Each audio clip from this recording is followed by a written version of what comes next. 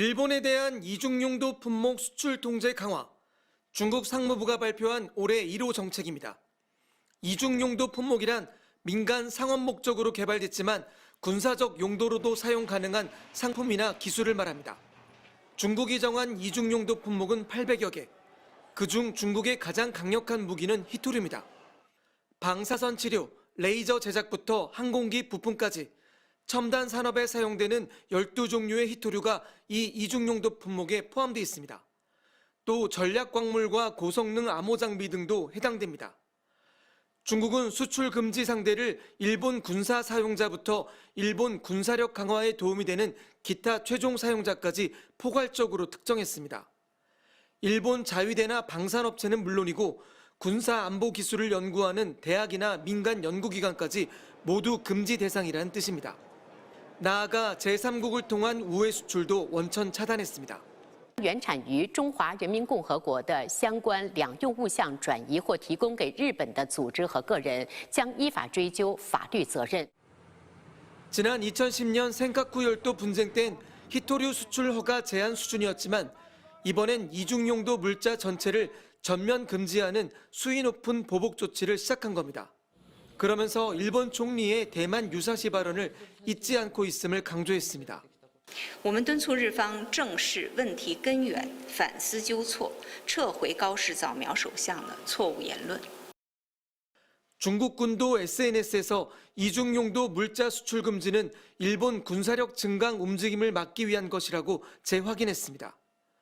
중국 상무부는 이 같은 조치를 발표한 지 하루 만인 오늘 일본에서 수입되는 반도체용 핵심 화학물질 디클로로실란에 대해 반덤핑 조사에 착수한다고 발표했습니다. 중국의 대일본 보복 조치가 어디까지 또 언제까지 계속될지 가늠하기 어려운 국면으로 접어들고 있습니다. 베이징에서 MBC 뉴스 이필입니다. 일본은 한마디로 허를 찔렸다는 분위기입니다. 한 외무성 관계자는 아사히 신문에 왜 이 타이밍에 중국이 조치에 나섰는지 알 수 없다고 밝히기도 했습니다. 외무성은 새벽에야 주일 중국 대사관에 강하게 항의를 했다는 내용의 자료를 배포했고 정부 대변인은 하루가 지난 오늘 오전 공식 브리핑을 통해 매우 유감이라고 말했습니다. 我が国のみをターゲットにした今般の措置というものは国際的な慣行と大きく異なり決して許容できず極めて遺憾であります. 다만 구체적으로 수출 규제 대상이 어디까지인지는 알 수 없다고 했습니다. 중국이 수출 허가 관리 대상으로 삼는 이중용도 품목 및 기술만 800개가 넘습니다. どの産業にどういう影響があるかそれについてもまだ精査分析をしなきゃいけないと. 관리 대상 목록 중 일본이 가장 우려하는 게 핵심 광물과 히토류입니다.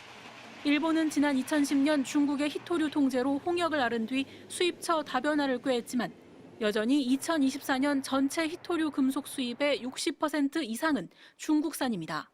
특히 전기차에 쓰이는 디스프로슘, 테르뷴 등은 거의 100% 중국에 의존하고 있습니다. 관리 목록에 있는 흑연 역시 거의 대부분 중국산인데 반도체와 배터리 공정에 없어선 안 될 소재입니다.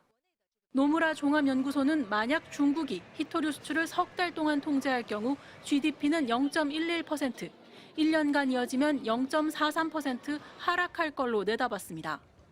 연간 0%대 저성장을 기록 중인 일본에겐 막대한 타격이며 특히 경제 성장을 목표로 내건 다카이치 내각엔 치명타가 될 수 있습니다. 이 때문에 중국의 이번 조치가 중일 갈등의 분수령이 될 거란 전망도 나옵니다. 일본은 지난 2018년 한국 대법원이 전범 기업에 대한 배상 판결을 내리자 이듬해 반도체 핵심 소재 3가지에 대한 수출 규제를 단행한 바 있습니다. 도쿄에서 MBC 뉴스 신지영입니다. 중국 상무부는 홈페이지를 통해 당장 오늘부터 이중용도 물품의 일본 수출을 금지한다고 전격 발표했습니다.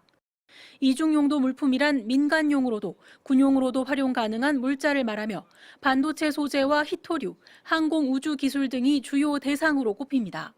상무부는 또 제3자가 일본에 중국산 이중용도 물자를 제공할 경우에도 법적 책임을 묻겠다고 했습니다. 새해가 밝자마자 하필 이재명 대통령이 국빈으로 방문한 지금 중국 정부가 기습처럼 꺼낸 수출 규제 카드에 일본 정부는 급히 상황 파악에 나선 것으로 알려졌습니다. 이번 한중 정상회담을 두고도 일본 내에선 중국이 한국을 끌어들이려는 외교를 펼쳤다는 평가가 지배적입니다.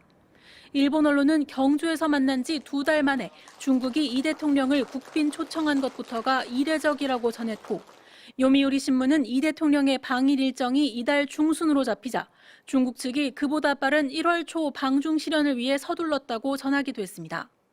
반면 이 대통령이 회담 내내 중립을 유지하려 고심하는 모습을 보였다고 평가하기도 했습니다.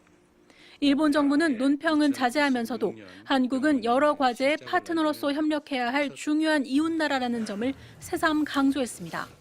今後ともシャトル外交の積極的な実施を含めまして、両政府間で緊密に意思疎通をしていく所存です。